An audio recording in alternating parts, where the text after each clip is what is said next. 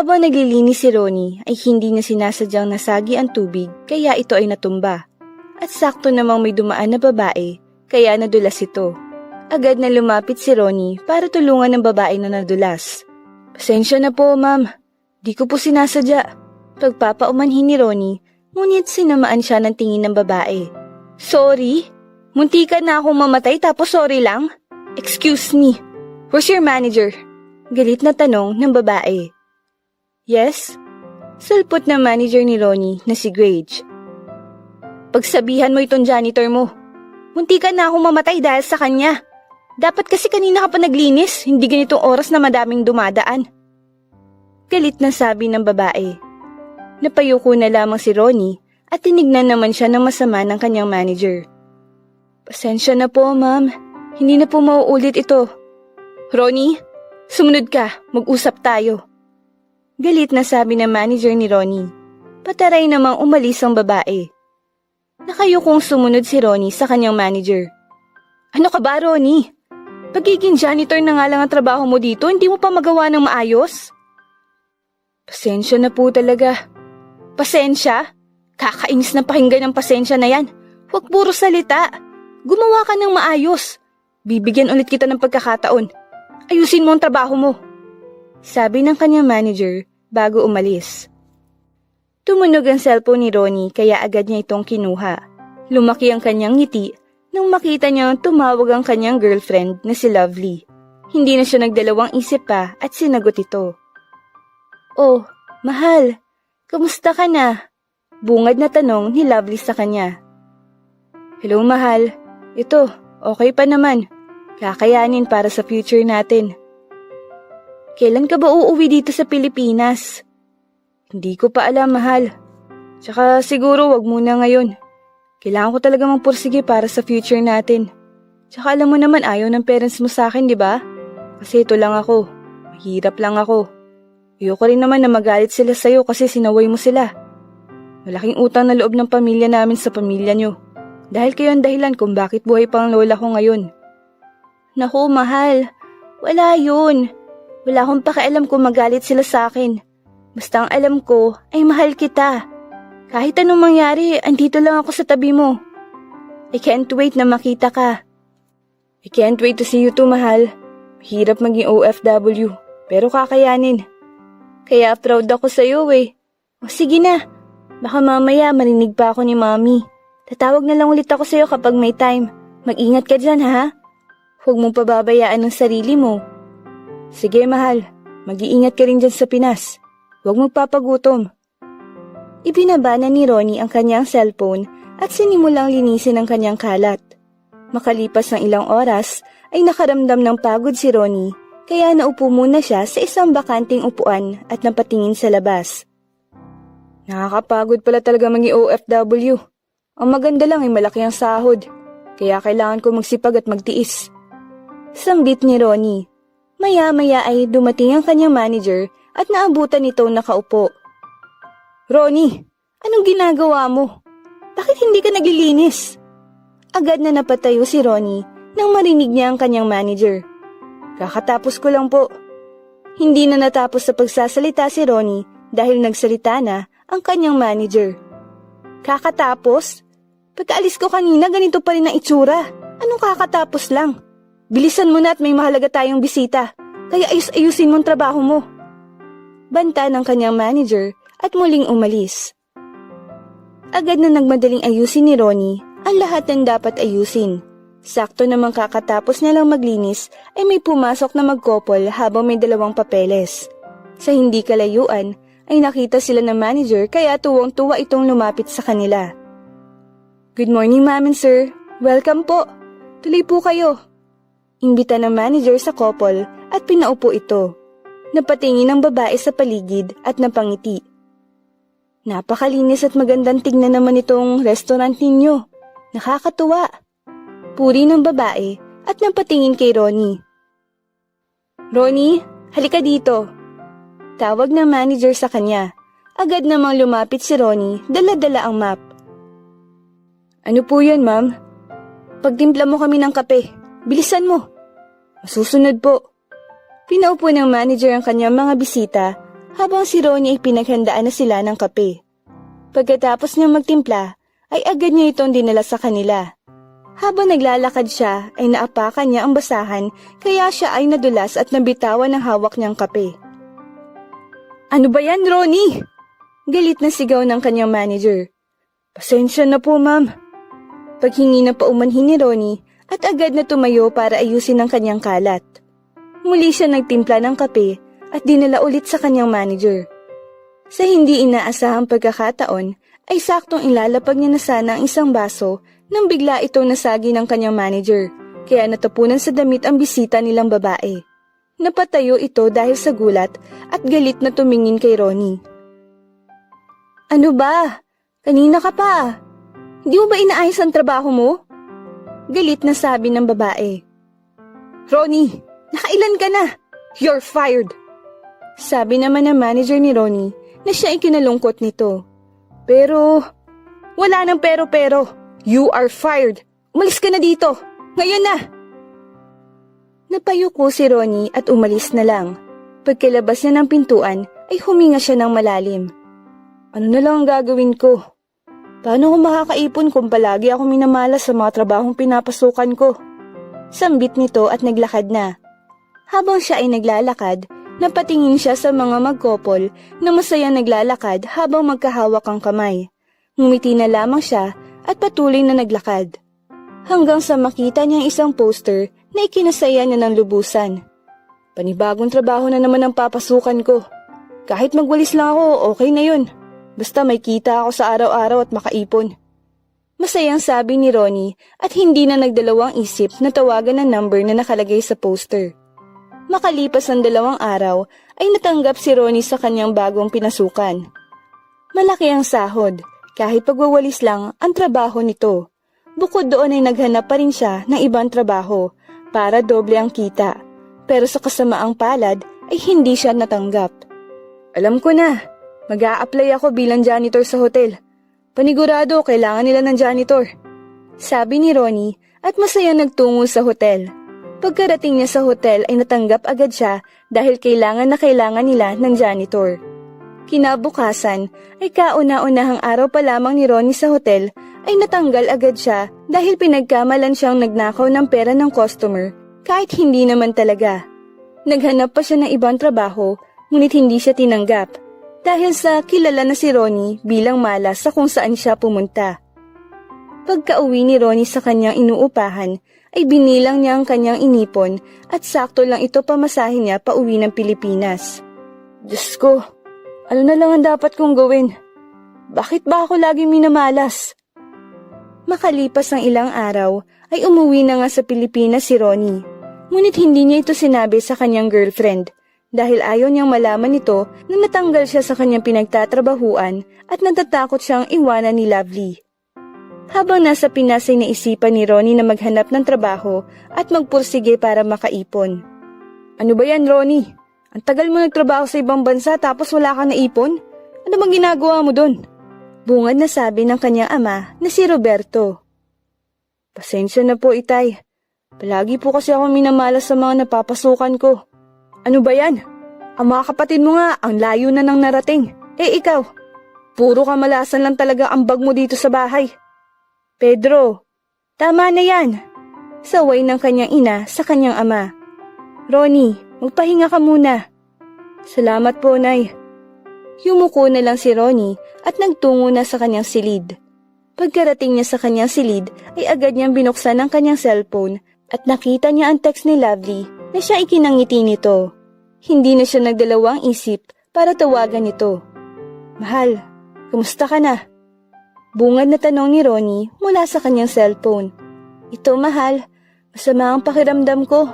Ang taas ng lagnat. Pero kaya ko naman kaya huwag kang mag-alala. Ikaw, musta ka dyan sa ibang bansa?" Huminga ng malalim si Ronnie bago magsalita. "Ito, kayang-kaya pa. Kakayanin para sa future nating dalawa." "Ayan talaga ang gusto ko sa'yo. Lahat kinakaya mo. Kaya proud na proud ako sa'yo, mahal." "O sige na, kumakatok na kasi si Mom, baka marinig ako. Mag-iingat ka dyan ha. God bless you." "Sige mahal, ikaw rin. Magpagaling ka ha." Ibinaba na ni Ronnie ang tawag at nagpahinga. Kinabukasan ay maaga siyang nagising upang maglinis ng bahay, nang biglang dumating ang kanyang kuya at kasama nito ang kanyang girlfriend. "Ronnie, pagluto mo kami ng future wife ko." Utos ng kanyang kuya na agad namang sinunod ni Ronnie. Pagkatapos niyang magluto ay inilapag niya lahat ito sa lamesa. Napatingin siya sa kanyang kuya kausap ang kanyang ama. Masaya silang nag-uusap kaya napayuko na lamang si Ronnie. Maya-maya pa ay sumulpot ang kanyang ina at tinapik-tapik siya sa likod. "Hayaan mo na lang ang iyong ama. Andito lang si mama kung kailangan mo, okay?" Napangiti si Ronnie sa sinabi ng kanyang ina at niyakap niya ito ng napakahigpit. Tanghali na at umalis na si Ronnie para maghanap ng panibagong trabaho. Sa hindi inaasahan ay nakita niya si Lovely na sinakay sa ambulansya. Akma na sana siyang lalapit, ngunit lumabas sa mga magulang nito kaya napaatras siya at nagtago. "Hindi nila pwedeng malaman na may relasyon kami ni Lovely. At hindi rin pwedeng malaman ni Lovely na andito ako sa Pilipinas." Nakayukong umalis si Ronnie at naghanap ng trabaho. Pero sa kasamaang palad ay inabutan lamang siya ng gabi. Wala pa rin siya nahahanap na trabaho. Nagtungo siya sa bleacher at umupo. "Ano na lang ba ang gagawin ko? Nabuhay lang ba ako para malasin?" Habang nagsasalita siya mag-isa ay may lumapit sa kanyang isang matanda. "Huwag mo sasabihing nabuhay ka para malasin." Sambit ng matanda at umupo sa tabi ni Ronnie. "Ay, hello po Lola." Bati ni Ronnie at ngumiti. Nginitian naman siya pabalik ng matanda. "Alam mo kasi, ang buhay ay hindi madali. Huwag mo sabihin na ikaw ay malas. Siguro, hindi lang talaga para sa'yo ang trabahong gusto mo. Ngunit hindi mo nasisiguro. Merong mas malaking opportunity ang naghihintay sa'yo. Kaya ikaw ay magtiis at magsikap. Huwag na huwag kang susuko, apo." "Salamat ho, Lola. Isa pa, tandaan mo na pagsubok lamang ang lahat ng yan. Kaya apo, lagi kang magtitiwala sa Diyos. Trust the process. You will face many defeats in life, but never let yourself be defeated." Napaluha si Ronnie dahil sa sinabi ng matandang babae sa kanya. "O sige, aalis na ako. Gabi na rin kasi baka hanapin na ako ng anak ko." "Hatid ko na po kayo, Lola." "Huwag na apo, sige na. Umuwi ka na at baka hinahanap ka na ng iyong ina." "Ay, hindi po, Lola. Bakit naman po kasi kayo naglalakad gabi na? Hatid ko na po kayo." "May sakit ang anak ko, kaya kailangan kong bumili ng gamot para sa kanya." Inalalayang tumayo ni Ronnie ang matanda at hinawakan ito sa kamay habang sila ay naglalakad. "Kanina pa kita napapansin na kinakausap mong sarili mo, kaya hindi na ako nagdalawang isip na puntahan ka agad." Sabi ng matanda habang sila ay naglalakad. "Palagi po kasi ako minamalas sa pinapasukan kong trabaho, La. Hindi ko na alam kung ano pa ang dapat kong gawin." "Madaming paraan.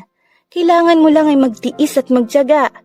Alam mo ba, ang anak ko ay masipag iyon. Ayaw niya ng panay gastos kahit may pera naman siya." "Ilan po bang anak niyo, Lola?" "Isa lang, isang babae." Habang naglalakad sila, ay panay ang kwentuhan nilang dalawa. Hanggang sa huminto sila sa isang mansyon. "O apo, andito na tayo. Pasok ka muna." "Po?" Gulat na napatingin si Ronnie sa mansyon. Bahay niyo po ito?" "Oo apo, tuloy ka. Welcome na welcome ka dito." Napanganga na lang si Ronnie dahil sa sinabi ng matanda sa kanya. "Naku Lola, hindi na po. Uuwi na rin po kasi ako. Hinatid lang po kita." "Maraming salamat apo. Mag-iingat ka sa pag-uwi. Kapag kailangan mo ng tulong ay pumunta ka lang dito sa bahay namin ha. Handa kaming tulungan ka." "Sige po. Maraming salamat po Lola. Mag-iingat rin po kayo.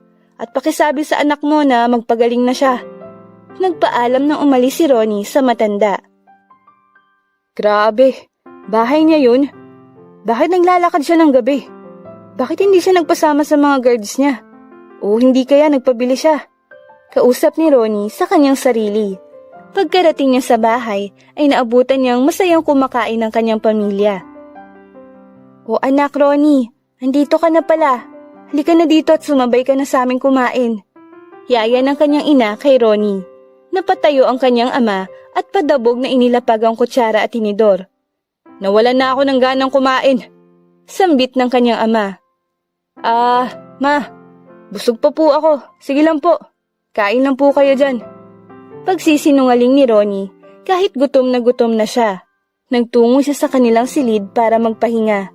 At sakto namang tumawag ang girlfriend nito. Mahal! Masayang sigaw ni Lovely mula sa cellphone. Oh mahal, mukhang saya mo yata. Magaling na kasi ako. Tsaka, basta, hindi ko alam. Bigla na lang akong sumigla. Kamusta ang araw mo? Ito, natulog lang. Alam mo ba, gusto ko rin magtrabaho. Like, ano kaya sa pakiramdam ang magtrabaho? Mahirap, mahal. Sobrang hirap. Pero kailangan tiisin para magkapera. Hindi naman siguro mahirap ang trabaho kung nag-e-enjoy ka, di ba? Yes, mahal. Pero may pagkakataon talagang mahihirapan ka. Hindi sa lahat ng oras ay masaya ka. Mahal, kailan ka ba uuwi dito sa Pinas? Gustong-gusto na kitang makita ulit eh. Hindi ko pa alam, mahal eh. Kailangan ko pang mag-ipon para may panlaban ako sa magulang mo. Huwag mo silang isipin, mahal. Hayaan mo sila. Ang mahalaga, nagmamahalan tayong dalawa. Wala silang magagawa kung mahal natin ng isa't isa. Hindi. Hindi na natapos sa pagsasalita si Ronnie dahil naputol ang tawag nila. Maya-maya pa ay bumukas ang pintuan at bumungad kay Ronnie ang kanyang ina. O anak, kamusta ang araw mo? Wala ma, wala akong nakitang trabaho. Walang tumanggap sa akin. Ganyan talaga. Pero darating din ang araw na makakahanap ka ng trabaho. Huwag ka mag-alala. Buti pa si kuya, successful na sa buhay. Kaya tuwang-tuwa si papa eh. Huwag mong ikumpara ang sarili mo sa iyong nakakatandang kapatid. May iba't iba kayong kakayanan. Niyakap ng kanyang ina si Ronnie. Magpahinga ka muna. Kung nagugutom ka, kumain ka lang, okay? O kung hindi, dalhan na lang kita ng pagkain dito. Huwag na, ma. Kaya ko na po ang sarili ko. Magpahinga na rin po kayo para may lakas kayo bukas. Ngumiti ang kanyang ina bago lumabas at natulog na rin si Ronnie. Kinabukasan ay madilim pa lang, umalis na si Ronnie para maghanap ng trabaho. Sa kabutihang palad ay nakahanap ito ng pwedeng pagkakitaan sa pamamagitan ng pagtitinda ng sabon. O ayan, pagbutihin mo ang iyong trabaho. Kailangan marami kang kita ngayon. Dahil kung anong kikitain mo, hahatiin ko iyon. Sa iyong kalahati, sa akin ang kalahati. Maliwanag ba? Pagpapaliwanag na may-ari kay Ronnie. Maliwanag ba po sa sikat ng araw, ma'am? Masayang sambit ni Ronnie. Masayang nagtungo si Ronnie sa palengke upang magtinda ng sabon. Bili na po kayo. Murang-mura lang. Sa halagang 50 pesos, maganda na sa balat. Kaya ano pang hinihintay nyo? Bumili na kayo. Sigaw ni Ronnie. May lumapit na isang babae sa kanya. Magkano po? Tanong nito. 50 pesos lang po, ma'am. Sa murang halaga gagandang yung balat. Sige, itatry ko. Kukuha ako ng isa. Naku, maraming salamat po, ma'am. Agad na ibinigay ni Ronnie ang isang sabon sa babae. Kinagabihan ay pagkatapos niya magtinda ng sabon ay nagtungo siya sa may-ari. Wow naman! Malaki ang kita mo ngayong araw na to at naubos lahat ng pinadala ko sa'yo. Dahil dyan, ito ang 500 para sa ngayong araw mo. Pagbutihan mo pa ang iyong pagtitinda dahil mas malaki pa ang ibibigay ko sa'yo. Maraming salamat po. Malaki ang ngiti ni Ronnie habang naglalakad. Itinago niya ang 500 pesos at nagtungo naman sa inorderan niya ng balot. Tuwing umaga ay nagtitinda siya ng sabon at sa gabi naman ay nagtitinda siya ng balot para doble ang kanyang kita. Halos 3 buwan na rin na nakakalipas at marami-rami na rin ang naipon ni Ronnie para sa pagtitinda ng sabon at ng balot. Bibili na sana siya ng kanyang pinapangarap na motor, ngunit dinala sa hospital ang kanyang ina. Kulang ang pera ng kanyang mas nakakatandang kapatid dahil nakalaan ang pera nito sa darating na kasal nila. Kaya walang magawa si Ronnie kundi ang igastos ang kanyang perang naipon para sa kanyang ina. Nakaupo sa labas ng hospital si Ronnie habang hinihintay ang doktor. Pagkalabas ng doktor ay agad na tumayo si Ronnie at lumapit dito. Dok, kamusta po ang aking ina? Sa kabutihang palad ay magaling naman na ang iyong ina. Huwag mo lang hayaan na ma-stress siya dahil madaming nakukuhang sakit sa stress. Maraming salamat po, Dok. Pagkaalis ng doktor ay agad na pumasok si Ronnie sa room ng kanyang ina. O ma, kamusta po ang pakiramdam mo? Anak, pasensya ka na. Yung ipon mo, nagastos mo patuloy sa akin. Hayaan mo at babawi si mama sa'yo. Babayaran ko ang ginastos mo sa akin. Ma, wag na po. Mas mahalaga ang buhay mo kaysa sa motor na yon. Tsaka ma, ayoko mawala ka sa akin. Ikaw ang pinaka-best nanay na kilala ko. Napaluha ang kanyang ina at niyakap si Ronnie. Wala talaga akong masasabi sa kabutihan mo, anak. Basta, andito lang si mama palagi para sa'yo.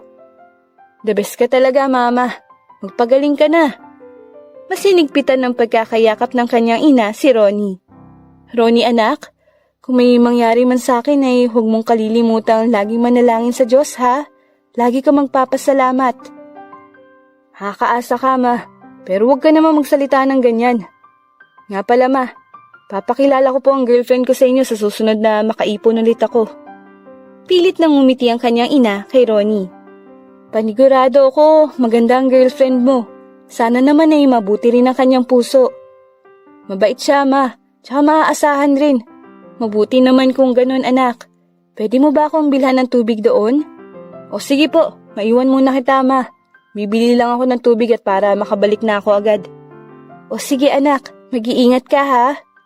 Masayang umalis si Ronnie, ngunit hindi niya alam na naiwan niyang lumuluha ang kanyang ina. Paano ko sasabihin na may cancer ako? At may taning na ang buhay ko dito sa mundo. Ayoko mag-alala si Ronnie sa akin. Bulong ni Aling Pasing na siyang ina ni Ronnie.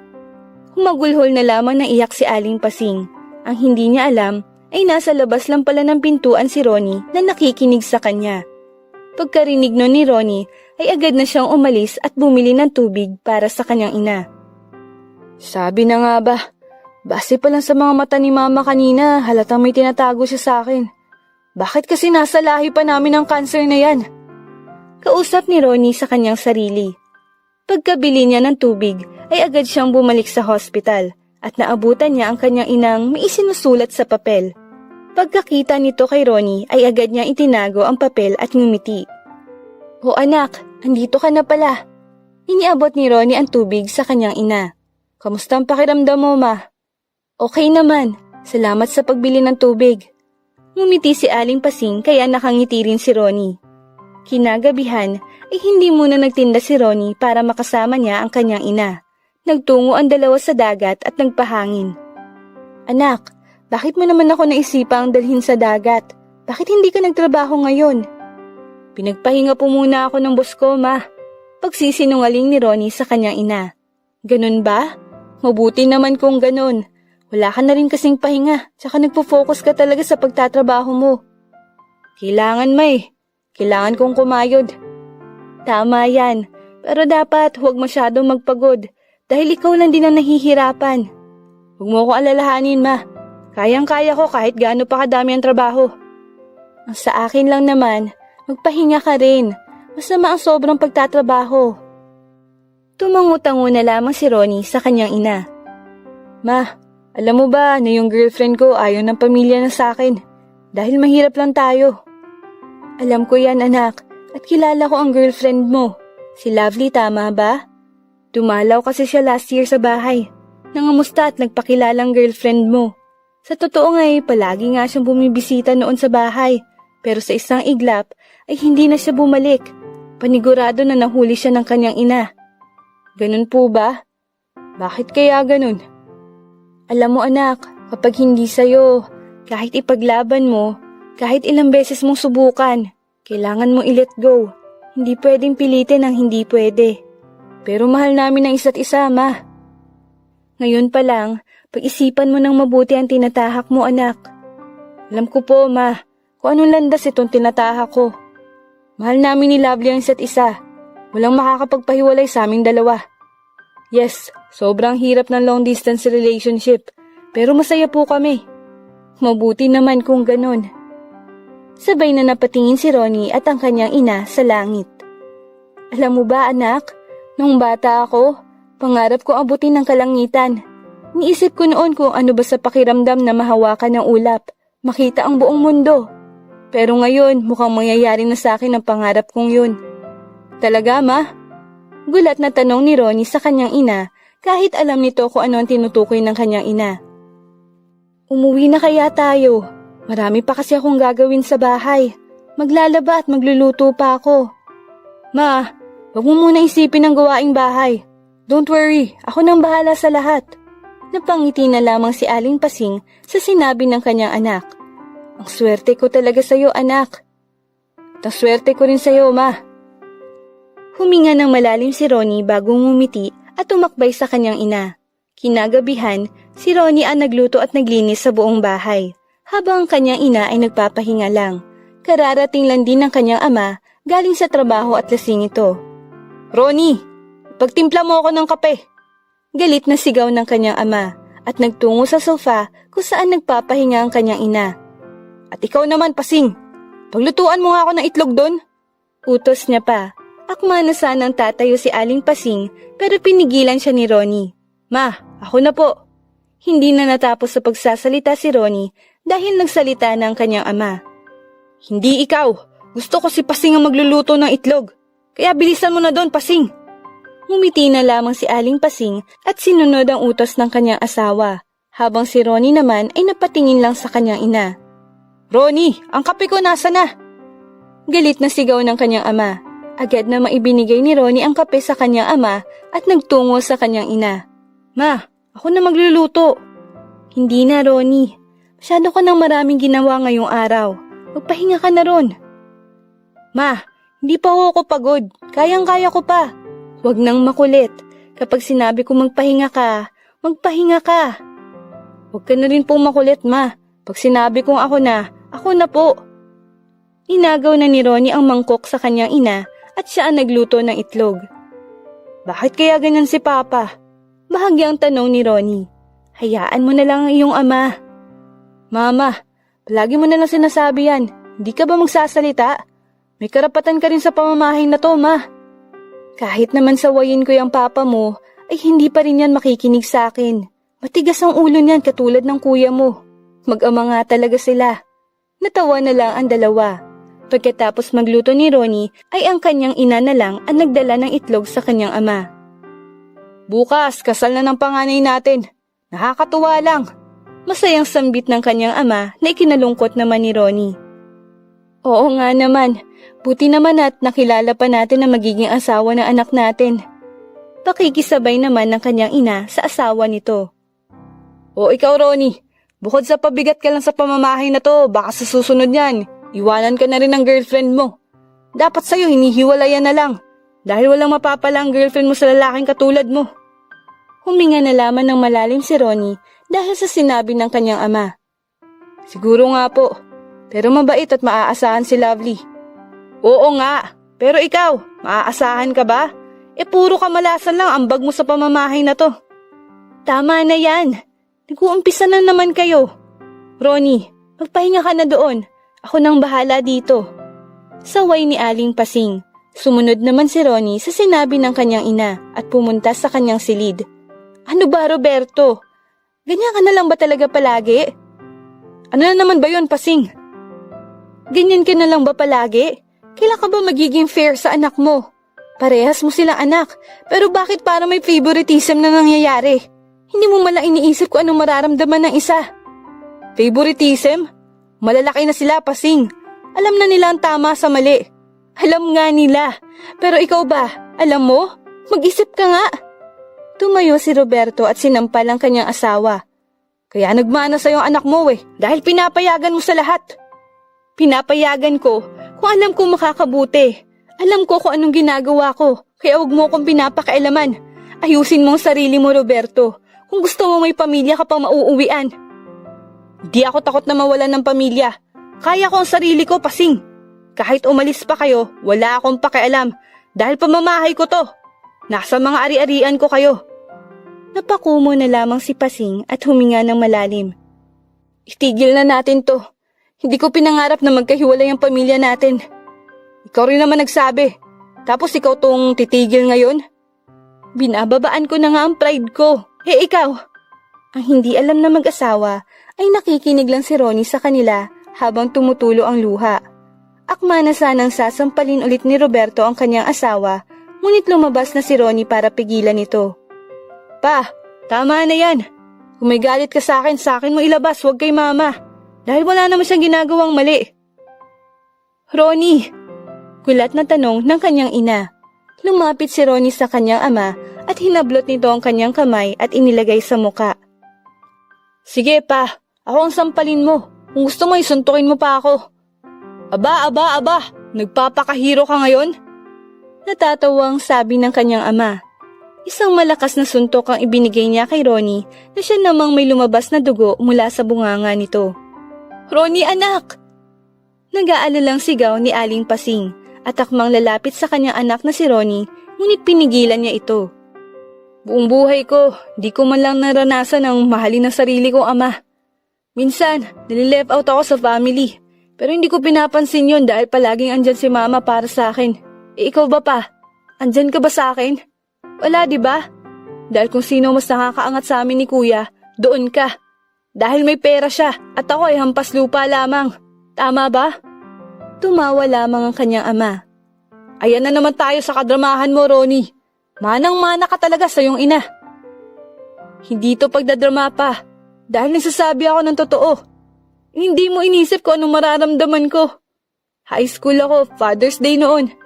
Wala ka namang pupuntahan pero hindi ka man lang umattend. Inaasahan kitang dumating noon, pero nasan ka? Nasa bahay, tumatambay, at walang ginagawa. Hindi na natapos sa pagsasalita si Ronnie dahil muli siyang sinuntok ng kanyang ama. Di mo alam kung gaano ako kapagod, kaya huwag kang magsalita ng ganyan dahil anak lang kita. Ayan nga ang mali pa eh. Porket anak mo lang ako, wala na akong karapatang magsalita. Tama na yan, itigil na natin to. Pakiusap ng kanyang ina na siya namang sinunod ni Ronnie. Akma na sanang aalalayan ni Ronnie ang kanyang ina na umupo at tumigil nang bigla siyang hablutin ng kanyang ama at inihagis sa may pintuan. Ronnie! Nag-aalalang sigaw ng kanyang ina. Pagod na akong maging isang ama sa isang walang kwentang anak kagaya mo. Napakumo naman si Ronnie dahil sa sinabi ng kanyang ama. Bakit ako pa? Di ba ako pagod maging anak mo? Naghirap ako magtrabaho sa ibang bansa para may ipadala rito. Halos wala na nga akong makain doon para lang may mapadala dito eh. Mapadala? Talaga, Ronnie? Iniisip mo ba kung ano sinasabi mo? Ano sinasabi mo nagpapadala ka? Hindi nga ako nakatikim na sinasabi mong padala. Nagpapadala ako pa. Pinapadala ko kay kuya. Yung sahod ko sa pinagtatrabahuan ko ay halos na ipadala ko dito lahat. Kaya sakto lang ang ipon ko nung pag-uwi ko dito sa Pilipinas. Aba, niloloko mo yata ako ah. Padala? Wala kang pinadala sa amin. Takang napatingin si Ronnie sa kanyang ina, ngunit umiwas ito ng tingin. Ang kuya mo may sariling business. Ikaw, Ronnie, palagi ka lang minamalas. Ano ba namang klaseng bata ka? Bakit napakawala mong kwenta? Napatayo si Ronnie at yumuko sa kanyang ama. Pasensya na pa, kung ganito lang ako. Wala akong maitulong sa inyo ni mama. Hindi ko naman po kasi kasalanan kung bakit hindi ako natatanggap sa malalaking company. Ginawa ko naman po ang best ko pero wala pa rin. Wala eh, ganito lang po talaga ako. Pasensya. Alam mo ba nakakaumay na pakinggan ng salitang yan? Napatigil sa pag-uusap ang dalawa nang bumukas ang pinto at bumunga dito ang kanyang kuya na may dalang mga regalo. Teka, ano nangyayari dito? Bungad na tanong ng kanyang kuya. Nagiba ang reaksyon ng ama at lumapit. O anak, andito ka na pala? Nasaan ang girlfriend mo? Masayang tanong ni Roberto na siya namang ikinatakbo ni Ronnie palayo at sinundan siya ng kanyang ina. Anong nangyari sa kanila? Takang tanong ni Ruth. Hayaan mo sila anak, nagdadrama lang ang mga yon. Tumuloy ka. Palambing na sambit ng kanyang ama. Ngumiti na lamang si Ruth at pumasok. Habang si Ronnie naman at ang kanyang ina ay umupo sa gilid ng kalsada. Nagpapadala naman ako ah. Seryosong sabi ni Ronnie sa kanyang ina. Anak, sa totoo lang, wala kaming natatanggap galing sa'yo. Pero nagsasabi ako ng totoo ma. Nagpapadala ako. Tuwing sahod ko, halos pinapadala ko na sa inyo. Ang buong akala ko nga ay nagtayo na kayo ng business dahil sobra-sobra na yon. Kalimutan mo na lang muna anak. Kailangan hindi masira ang kasal ng kapatid mo bukas. Walang magawa si Ronnie, kundi ang sumunod sa kanyang ina. Pagka-uwi nila ay naabutan nila ang mag-ama na nagiinuman. Palihim na tinawag ni Ronnie ang kanyang nakatatandang kapatid at nagtungo sa likod ng bahay nila. Anong ginagawa natin dito? Takang tanong ng kanyang kuya na si Ruz. Saan na lahat ng pera na pinadala ko sa'yo? Nagastos na ni na mama at papa. Talaga? Bakit ang sabi sa akin ni papa at mama ay wala silang natanggap kahit piso sa akin? Asan ang perang pinaghirapan ko, kuya? Sa'yo ko pinadala dahil may tiwala ako sa'yo. Huwag mo sabihin ang perang pinaghirapan ko ay ang dahilan kung bakit may business ka ngayon. Ano bang business ang pinagsasabi mo, Ronnie? Sabihin mo ang totoo, kuya. Saan ang pera na pinapadala ko sa'yo? Na kay mama at papa nga. Ang kulit mo naman. Gusto mo ba na tanungin ko pa sila sa harapan mo? O ipakita sa kanila ang lahat ng... Hindi pa natapos sa pagsasalita si Ronnie, ay nagsalita ng kanyang nakatatandang kapatid. Oo, ginastos ko ang pera mo. At hindi ko binigay kina mama at papa. Alam mo kung bakit? Kasi idadaw nila ako kapag nalaman nilang walang-wala ako. Inaamin kong ginamit ko ang perang pinadala mo para magkaroon ako ng business. Hindi mo malay iniisip ang mararamdaman ko, kuya. Mas matanda ka pero bakit napakitid ng utak mo? Bakit napakamakasarili mong tao? Natawa na lamang si Ruz dahil sa sinabi ni Ronnie. Pwede ko na maibalik sa'yo lahat ng kinuha ko. Gusto mo sobrahan ko pa? Nakakaawa ka kasi. Kahit sorry, wala man lang ako narinig sa'yo. Nagkapera ka lang, akala mo kung sino ka na. Bakit, Ronnie? May laban ka ba? Pabigat ka lang naman sa bahay ah. Pagkatapos ng kasal namin ipapamansyon ko itong bahay para naman mas matuwa si na mama at papa. Bakit mo ginawa sa akin ang lahat ng yon, kuya? Pinagkatiwalaan pa naman kita. Pero sa huli, sarili mo lang palang iniisip mo. Ronnie, ang nakaraan ay nakaraan. Bakit mo pa binabalikan? Kalimutan mo na lang ang lahat na nangyari ngayon. Pero sana, nag-isip ka man lang. Huwag ka na magdrama. Bukas na bukas, ibabalik ko lahat ng pera sa'yo. Huwag na, kuya. Ano pang gagawin ko sa pera? Mawawala na rin naman si mama. Tsaka sobrang laki na rin ang galit sa akin ni papa. So ano pang point? Sisimula na lang ako ulit. Pero huwag mo na aasahan na pagkakatiwalaan pa kita. Napatigil sa pagsasalita si Ruz dahil sa sinabi ni Ronnie. Nagsiselos ka ba sa akin? Tanong ni Ruz na ikinailag ng tingin ni Ronnie. Dati siguro oo, pero ngayon hindi na. Mas gugustuhin ko pa magpursige kaysa umasa sa inyo. At the end of the day, sarili mo lang din naman ang kaagapay mo. Pero thank you, kuya. Thank you sa pagiging kapatid. Huling sinabi ni Ronnie bago niya tinalikuran si Ruz. Kinabukasan ay masayang gumising si Ronnie para magtrabaho. Madilim pa lang ay umalis na siya. Maaga siya nagtungo sa palengke para magtinda ng sabon. Habang siya ay nagtitinda, napansin niya ang isang babae na nakatalikod at may lalaking sumusunod dito. Naglabas ng kutsilyo ang lalaki at palihim na tinutukan ng babae na siya namang ikinatigil nito. Hindi na nagdalawang isip si Ronnie at lumapit siya sa lalaki at sinuntok ito sa muka. Hinagaw ni Ronnie ang kutsilyo at inalagay sa kanyang gilid. Bakit ka ba nangingialam? Galit na sigaw ng lalaki sa kanya. Mangingialam talaga ako. Sa tingin mo ba maganda yung ginagawa mo? Nagtungo ang babae sa likod ni Ronnie at tumawag ng pulis. At wala pa nga isang minuto ay dumating na ang mga pulis. Akma na sanang tatakbo ang lalaki ngunit hinawakan siya ni Ronnie. Maraming salamat po talaga. Masayang sambit ng babae at may inabot na pera kay Ronnie ngunit hindi niya ito tinanggap. Wag na po. Masaya na po ako makatulong. Sa susunod po ay mag-iingat na po kayo. Pwede ko bang makuha ang iyong pangalan? Ronnie Padilla po. Masaya akong makilala ka, Ronnie. Ako nga pala si Crystal, and this is my card. You can call me anytime if you need help, okay? Kinuha na lang ni Ronnie ang card na ibinigay sa kanya at ngumiti. Maraming salamat po. Nagpaalam na umalis ang babae, habang si Ronnie naman ay bumalik sa pagtitinda ng sabon. Kinagabihan ay nagtinda na ng balot si Ronnie. Balot! Balot! Balot kayo dyan! Sigaw niya. Napahinto siya sa paglalakad nang makaramdam siya ng pagod. Habang nakaupo siya, ay napatingin siya sa kanyang palad na sobrang gaspang na at ang kanyang mga paa ay dumarami na rin ng mga ugat. Ngumiti siya at muling tumayo para magtinda ng balot. Makalipas ng ilang oras na paglalakad, ay napahinto siya sa isang subdivision at napatingala dito. Ang subdivision na ito ay ang mansyon ng lola na nakilala niya. Sakto namang lumabas si Lola at tuwang-tuwa nang makita si Ronnie. "Apo, ikaw pala yan? Pasok ka!" Masayang sabi ni Lola at napatingin kay Ronnie simula ulo hanggang paa. "Huwag na po, Lola. Maglalako lang po kasi ako ng balot para mas doble ang kita." "Huwag kang mag-alala. Bibilhin ko na lahat ng balot na ilalako mo. Pasok ka muna. Papakilala kita sa anak ko." Sumunod na lamang si Ronnie sa sinabi ng matanda. Pagkapasok niya ay napamangha ito sa laki ng bahay. Pagkapasok niya ay pinaupo siya ng matanda sa upuan at inabutan ng makakain. Napabaling naman ang tingin ni Ronnie sa isang babaeng may kausap sa cellphone. Ngunit agad niya ring iniwas ang kanyang tingin at ibinaling na lang sa matanda. "Alam mo ba, Apo? Matagal kitang hinintay. Nagbabaka sakaling bumalik ka. Nga pala, musta ka na? Kumusta ang kinikita mo sa araw-araw?" "Okay naman po, Lola. Nakakaraos naman po." "Ganun ba?"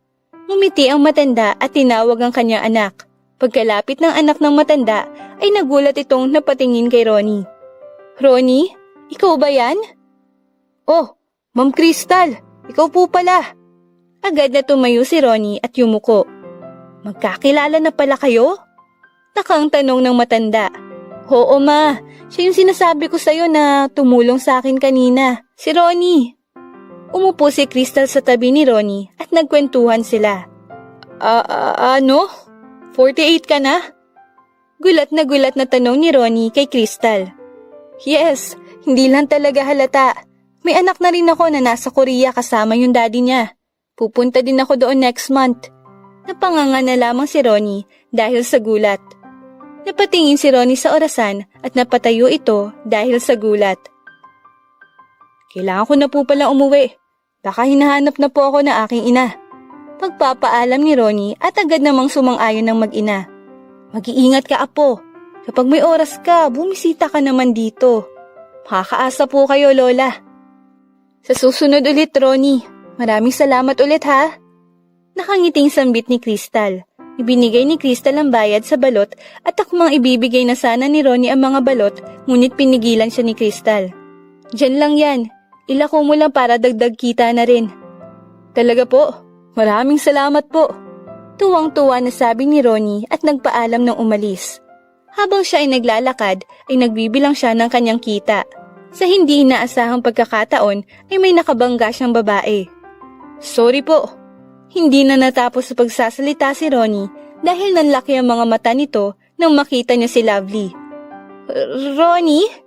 Nauutal na tanong ni Lovely. "Lovely?" Gulat namang tanong ni Ronnie. Agad siyang niyakap ng mahigpit ni Lovely. "Nasa Pilipinas ka na pala? Bakit hindi mo sinabi sa akin? Kailan ka pa umuwi? Tsaka, bakit ka nagtitinda ng balot?" Nahihiyang yumuko si Ronnie dahil sa sunod-sunod na tanong ni Lovely. "Actually, mahal, matagal na ako andito sa Pilipinas.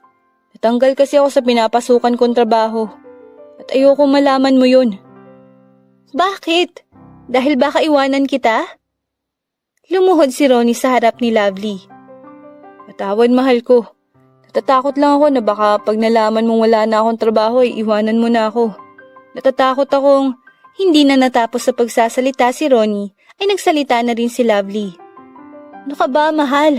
Hindi mangyayari yun. Ano naman kung wala kang trabaho? Madami pang trabaho. Tsaka pwede tayo magtayo ng sarili nating business. Magtulungan tayo." "Pero ang mga magulang mo..." "Sila? Huwag mo silang pansinin. Mahal kita at walang makakapigil ng pagmamahal ko sa'yo, Ronnie. Mahal kita kung ano ka ngayon. Wala akong pake kung anong katayuan mo sa buhay. Ang mahalaga, masaya tayong dalawa."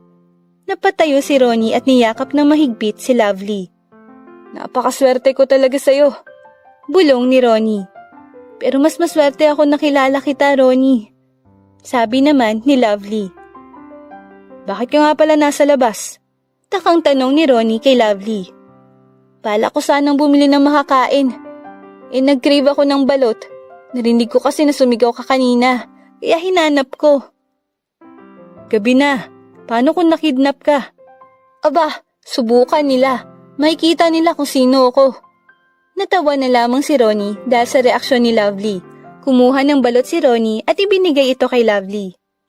O ito, kainin mo. OMG, balot! Tara, sama ka sa akin sa bahay. Akma na sanang hihilahin ni Lovely si Ronnie, ngunit pinigilan siya nito. Bakit? May problema ba? Taas kilay na tanong ni Lovely. Paano kung magalit ang parents mo sa'yo? Ano naman? Wala silang magagawa. Ako na to eh. Tara na, huwag kang matakot sa kanila dahil andito naman ako. Hinila na ni Lovely si Ronnie papunta sa mansyon nila. Pagkarating nila sa mansyon ay hinawakan ng mahigpit ni Lovely ang kamay ni Ronnie bago huminga ng malalim. Pagbukas ng pinto ay bumungad sa dalawa ang parents ni Lovely na masayang kumakain. Ngunit napahinto sila nang makita si Ronnie. Lovely, what are you doing? At sino yung kasama mo? Bungad na tanong ng mom ni Lovely. Napatingin ito kay Ronnie at tinignan nito mula ulo hanggang paa.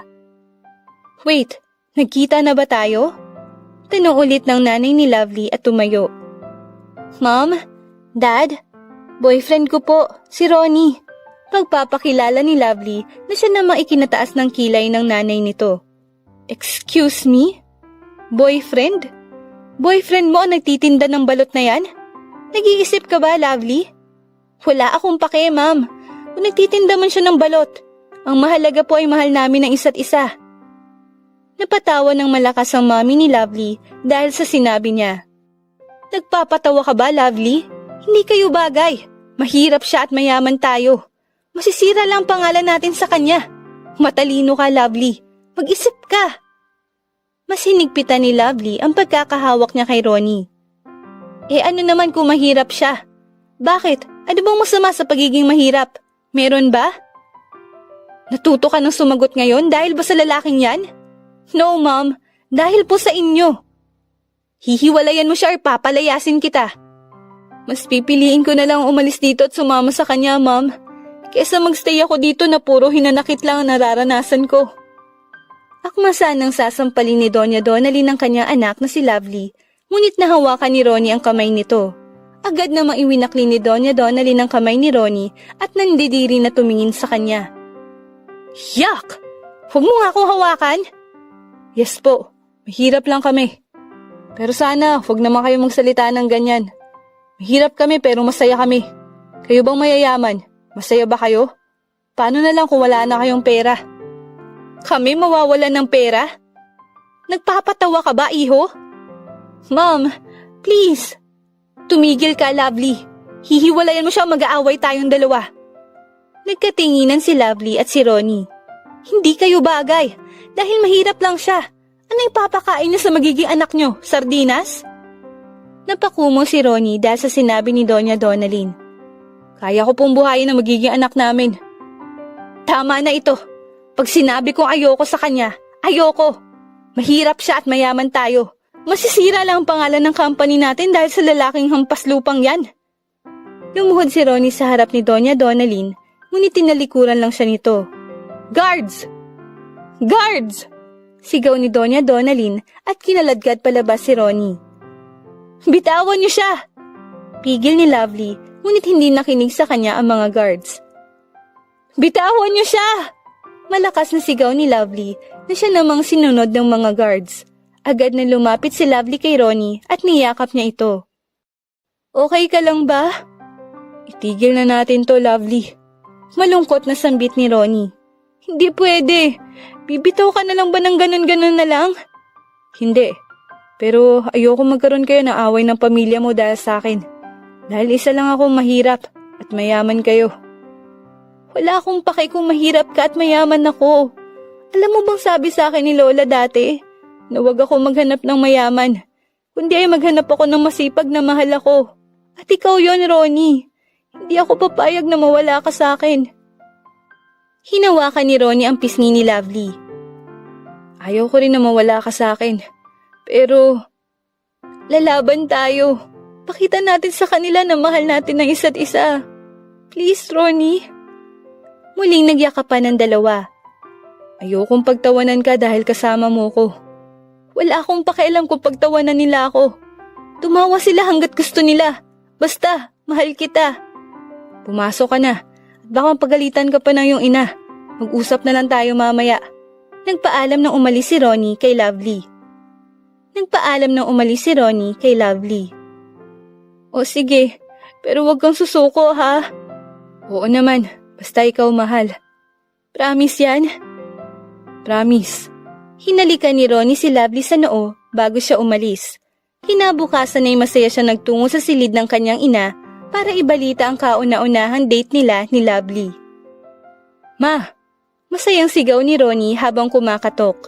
Ngunit napahinto siya sa pagsigaw nang walang sumasagot sa kanya. Unti-unti niya binubuksan ang pintuan at nakita niyang natutulog pa ang kanyang ina. Lumapit siya dito at niyakap ito ng mahigpit.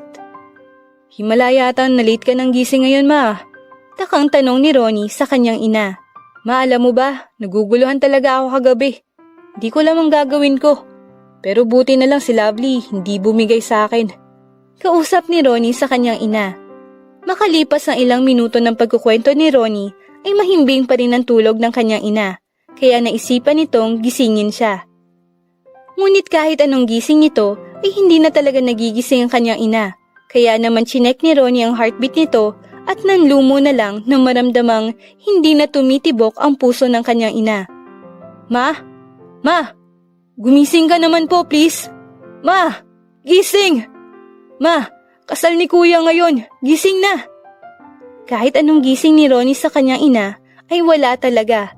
Umiyak na lang ito at nakayukong lumabas para ibalita ito sa kanyang ama. Pa! Ano na naman, Ronnie? Kalalaking tao, umiiyak ka? Bakla ka ba? Pa! Wala na po si mama.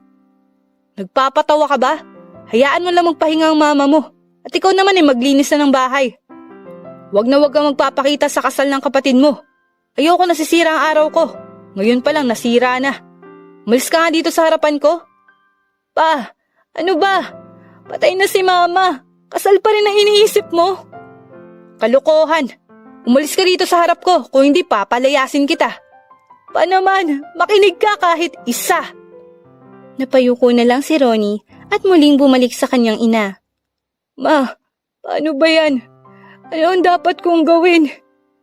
Habang palihim na umiiyak si Ronnie, ay napansin niya ang papel na nakapatong sa tiyan ng kanyang ina. Kinuha niya ito at binasa. Dear to may masipag at mapagmahal na anak, alam kong pagod ka na rin, pero hindi mo lang pinapakita sa akin. Pero lagi mong tatandaan na may Diyos. Andyan siya parati para sa'yo. Hayaan mo na ang iyong ama hanggat ma-realize niya na mali siya. Kahit anong pilit mong pagsabihan ng isang tao, kung ayaw niyang makinig, ay wala pa ring mangyayari. Magpapahinga na si mama. Di ko man lang makikita magiging apo ko sa'yo. Pero sana ang relasyon niyo ni Lovely ay magtagal. Alam kong kayang-kaya niyo yung dalawa. Ikaw ang pinaka-the best na anak na kilala ko. Okay lang umiyak kahit lalaki ka. Dahil ang pag-iyak ay nakakagaan ng pakiramdam. Mahal na mahal kita, anak. Hindi pa natapos ni Ronnie ang pagbabasa ng mensahe ng kanyang ina ay napahagulhol na ito ng iyak. Isang buwan na rin na nakakalipas at nakakaraos na kahit papaano si Ronnie. Palihim rin silang nagkikita ni Lovely at nagdi-date. Ngayon ay nakatayo silang dalawa sa puntod ni Aling Pasing na siyang ina ni Ronnie. Hakalungkot naman at hindi ko malang nakita si tita bago siya nawala. Malungkot na sambit ni Lovely. Mga wala silang kwenta. Seryosong bulong ni Ronnie. Mahal, huwag kang ganyan. Magagalit ang mama mo. Bakit kasi may ganun pang tao? Mas inuna pa ang kasal kaysa sa sarili niya asawa? Matagal na yon, Ronnie. Huwag mo nang balikan. Alam ko masakit para sa'yo. Pero kalimutan mo na lang. Kasi kahit anong galit mo dyan, hindi na maibabalik ang oras na yon. Kaya patawarin mo na lang sila. Patawarin? Ano yun? Ganun-ganun na lang? Hindi nga sila marunong humingi ng tawad sa akin eh. Ronnie, please. Hayaan mo na lang sila at mag-focus ka na lang sa goal mo. Huminga ng malalim si Ronnie at ngumiti na lang ng mapait. Nga pala mahal, mag-a-apply ako sa isang sikat na company. Car motor company. Sana matanggap ako. Tiwala lang, matatanggap ka niyan. Ikaw pa ba? Nagngitian ang dalawa sa isa't isa at naglakad-lakad. Ilang years na rin pala ang relasyon natin. Di ko in-expect na kahit maraming humahad lang sa pagmamahalan natin wala pa rin bumibitaw sa atin. Nakangiting sabi ni Ronnie. Humawak naman si Lovely sa braso nito. Dapat lang. Tsaka alam ko balang araw matatanggap ka rin ng pamilya ko. Hindi man ngayon, pero soon. Tanghali na tumuwi na si Lovely sa mansyon nila, habang si Ronnie naman ay nagtungo sa car motor company para mag-apply. Dala-dala niya ang kanyang papeles at masayang nagtungo doon. Pagkarating niya, ay naabutan niya si Crystal na nakaupo habang umiinom ng kape. Ma'am Crystal? Gulat na tawag ni Ronnie kay Crystal. Oh, Ronnie, ikaw pala yan. Napadpad ka yata rito. Mag-a-apply po sana ako. Ganun ba? Tanggap ka na agad. Po? Tumayo si Crystal at ngumiti. Masipag kang bata at mabait. Tsaka malaki rin ang utang na loob ko sa'yo. Dati pa sana kitang gustong alukin ng trabaho pero baka kasi mahirapan ka sa time mo.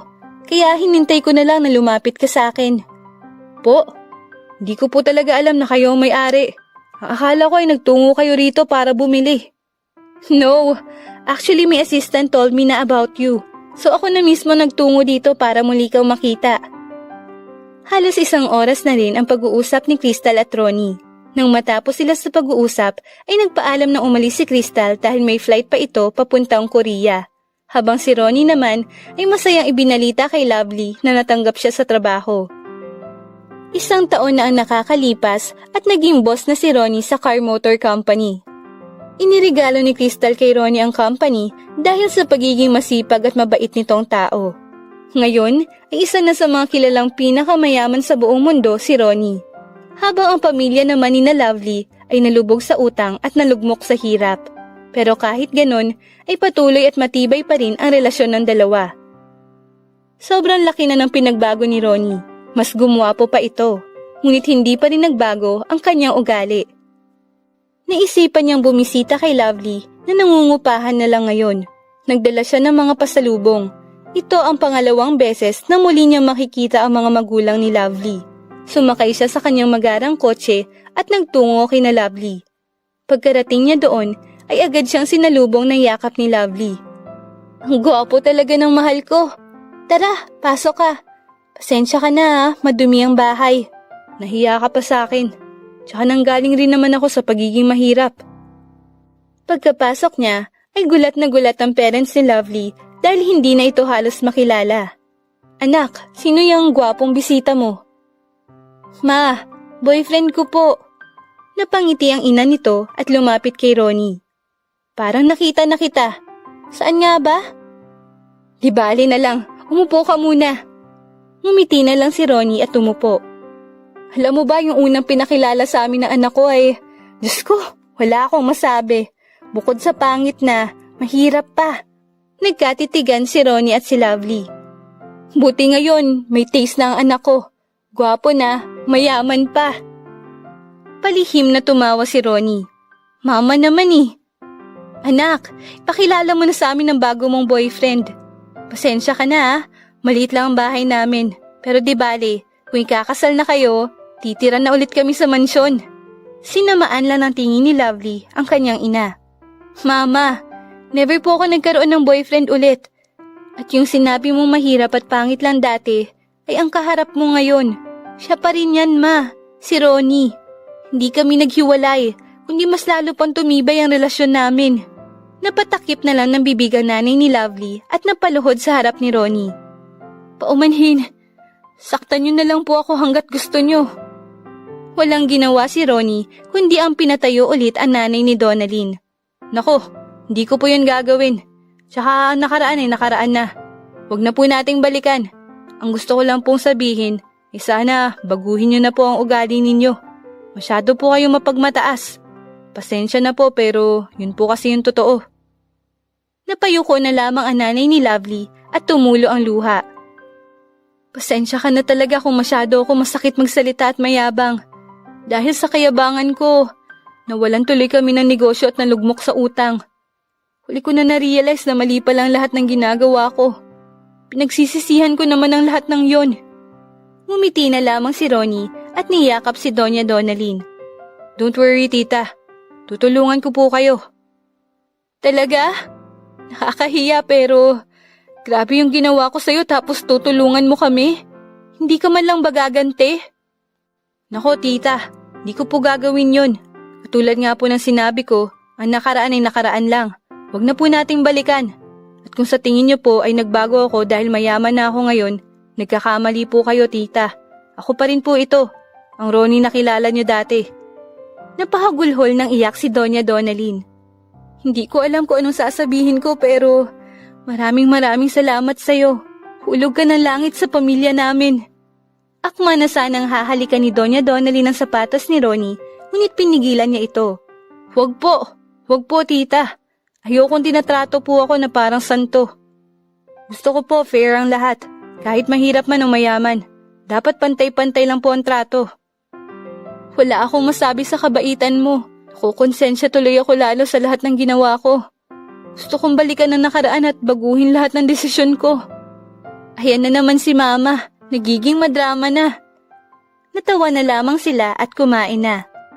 Pagkatapos nilang kumain ay pinaalam ni Ronnie si Lovely sa kanyang ina para gumala. Kahit wag mo nang iuwi yan, sige lang. Dalhin mo kahit saan para naman makalabas dito sa bahay. Nakulong na kasi dito. Pagbibiro ni Doña Donalyn. Sige tita, nanakawin ko na po ang anak ninyo. Biro ni Ronnie at inalalayang makasakay si Lovely sa kotse. Finally, malaya na rin tayong dalawa. Grabe rin yung mga naranasan nating hirap bago tayo makarating dito. Ang sarap sa pakiramdam. Masayang sabi ni Lovely at napatingin kay Ronnie. Mahal, proud na proud talaga ako sa'yo. Sobra. Imagine, kinaya mo ang lahat kahit wala ng mama mo. At kahit ayaw ng papa mo sa'yo. Nga pala, kamusta na kayo ng papa mo? Okay na kami, mahal. Inayos ko ng lahat, tsaka humingi na rin ng tawad sa akin si kuya. Habang nagdadrive si Ronnie, ay panay ang kwentuhan nila ni Lovely. Hanggang sa makarating sila sa isang beach kung saan walang katao-tao at may isang lamesa at 2 upuan ang nakahanda.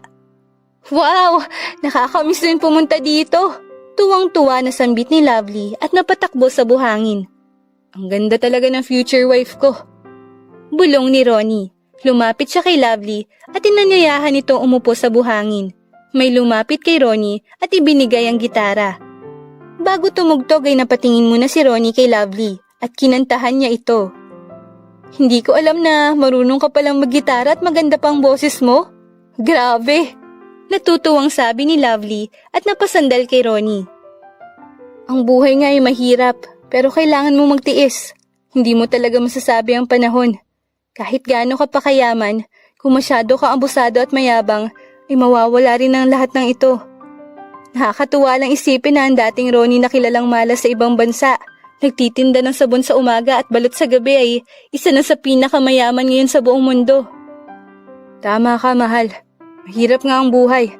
Pero alam mo ba, mahal, natutunan ko na kahit gaano talaga kahirap ang buhay, ay kailangan mong tiisin. Hindi mo masasabi ang panahon at kung ano nakatadhana para sa'yo. Ngayong panahon kasi, marami nang gustong sumuko dahil walang-wala na talaga sila. Meron namang panay-imagine lang na magagarang sasakyan at mga mansyon, pero hindi naman sila gumagalaw. Gets mo ba ang ibig ko sabihin? Yes, mahal. Nakakataba ka ng puso. Ang swerte ko talaga sa'yo. Napahawak si Ronnie sa pisngi ni Lovely at kinurot ito. Grabe ka naman makakurot. Ano akala mo sa akin, mahal? Siopaw? Ang sakit Pagreklamo ni Lovely. Sorry na, mahal. Ang ganda mo kasi. Natawa na lamang silang dalawa. Makalipas ang 1 linggo ay naisipan ni Ronnie na yayain ng magpakasal si Lovely. Kumakain ang dalawa sa isang sikat na restaurant at may tumutugtog na banda. Habang busy sa pagkain si Lovely, ay tumayo si Ronnie at lumuhod sa harap ni Lovely. Hoy, anong ginagawa mo? Masakit ba ang tuhod mo? Hindi na natapos sa pagsasalita si Lovely na may inilabas na box na maliit si Ronnie. Mahal, will you marry me? Napatakip na lang ng bibig si Lovely at napaluha. Tumangu-tango ito bilang pagsang-ayon. Inilagay naman ni Ronnie ang singsing sa daliri ni Lovely at binuhat ito sa tuwa. Nagpalakpakan ng mga tao. Kinabukasan ay agad na ginanap ang kasal ng dalawa. You may now kiss the bride. Anunsyo ng pare. Nagkatitigan si Lovely at Ronnie. Kinuha ni Ronnie ang nakaharang sa mukha ni Lovely at hinalikan nito. Nagpalakpakan ng mga tao at nagsitayuan. Pagkatapos ng seremonya ay nagsikainan na ang lahat. Gusto ko, 1 dosena ang magiging apo ko ha? Sambit ni Doña Donalyn. Baka nga 2 pa lang hindi mo na kaya. Tapos naghahangad ka pa ng 1 dosenang apo? Naku, si mama talaga. Singit naman ni Lovely. 1 dosena lang po ba, tita? Ayaw niyo po bang dagdagan? Pabirong sabi naman ni Ronnie kaya nagtawanan ng lahat. Kayo bahala. Kayo naman ang gagawa. Basta gusto ko may kambal at triplets. Si mama, masyadong demanding. What if ikaw na lang kaya ang gumawa? Pabirong sabi rin ni Lovely. 1 taon na rin ang nakalipas at masayang namumuhay sina Lovely at Ronnie ng malaya. Maaga pa lang ay umalis na si Ronnie para magtrabaho. Ngunit hindi pa man siya nakakarating sa kanyang office ay nakaramdam siya ng pananakit ng ulo at katawan, kaya naisipan niya munang magpa-check up. Dok, ano pong problema? Mister, kinalulungkot ko pong sabihin na malala na po ang sakit ninyo. What? Sakit? Gulat na tanong ni Ronnie. May cancer po kayo at may 1 linggo na lang po kayo para mabuhay. Ano? Wala na po bang gamot? Wala na po kami magagawa. Hindi na po natin maaagapan ang sakit ninyo. Nagpaalam na umalis ang doktor at naiwang malungkot si Ronnie. Ano ba to? Ala ko ba'y tapos na ang lahat? Yun pala ay matatapos na rin ang buhay ko. Naman ako sigurong sakit kay mama. Kailangan hindi ito malaman ni Lovely dahil panigurado malulungkot yun ng sobra-sobra. Kinagabihan ay isang malaking sorpresa ang naghihintay kay Ronnie. Pagkarating niya sa bahay nila ay agad siyang sinalubong ni Lovely ng mahigpit na yakap. May maganda akong balita! Tuwang-tuwa na sambit ni Lovely. Buntis ako! Magiging ama ka na! Napatalon-talon si Lovely dahil sa tuwa habang si Ronnie ay pilit ng ngumiti. Okay ka lang ba? Pagod ka siguro. Pahinga ka muna, mahal. Kumain ka pala muna. Pinagluto kita ng paborito mong sinigang. Busog pa ako, mahal. Sigurado nga, pagod lang ako sa biyahe. Alam na ba ni na tito at tita yan? Hindi pa. Sasabihin ko pa lang sa kanila. OMG, magkakaanak na tayo, mahal. Ano kaya magandang ipangalan kapag babae?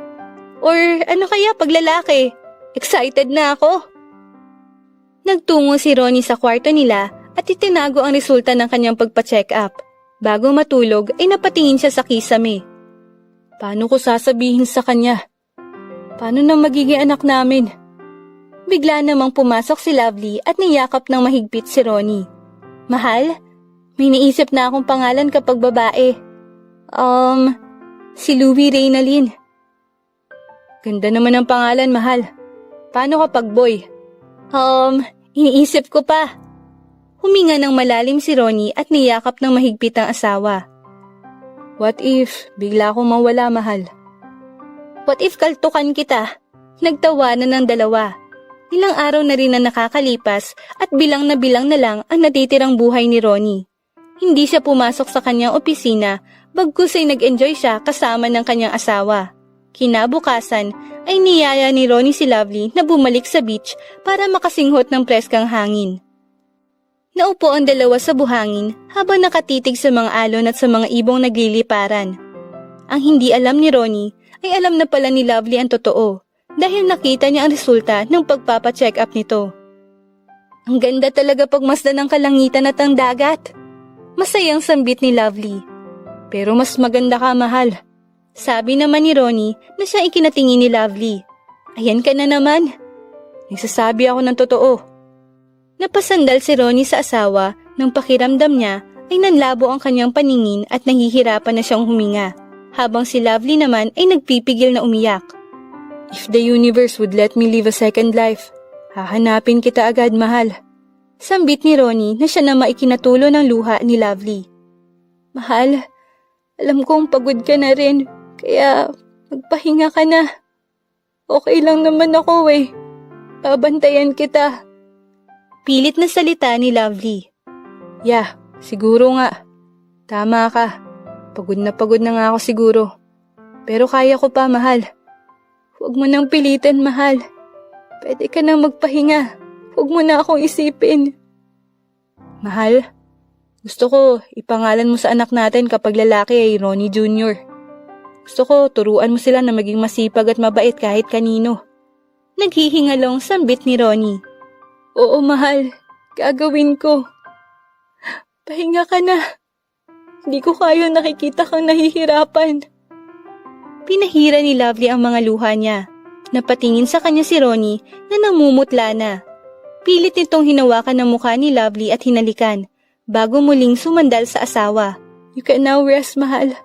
Hanggang sa muli. Mahal na mahal kita. Bulong ni Lovely. Makalipas ang ilang minuto, ay tuluyan na ngang binawian ng buhay si Ronnie na siyang ikinahagulhol ng iyak ni Lovely.